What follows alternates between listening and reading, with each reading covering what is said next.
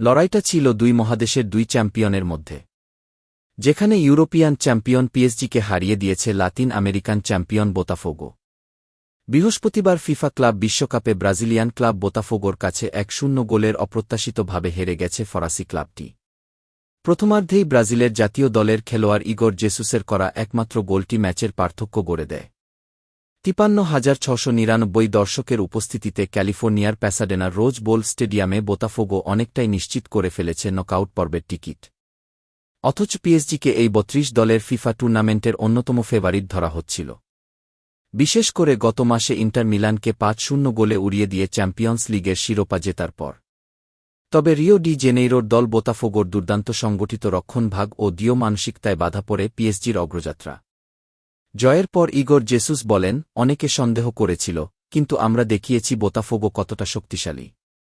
ইউরোপের চ্যাম্পিয়নরা এখনও ঘুরে দাঁড়ানোর যথেষ্ট সুযোগ রাখে বলে বিশ্বাস রাখেন পিএসজি কোচ এনরিকে। যদি কোনো দল ঘুরে দাঁড়াতে পারে, সেটা আমাদের দলই।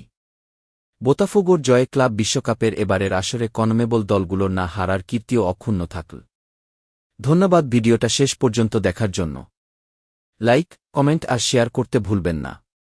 সাবস্ক্রাইব করে আমাদের সাথে থাকুন। কেমন লাগলো জানাবেন নিচে। আগামী ভিডিওতে আবার দেখা হবে ইনশাআল্লাহ।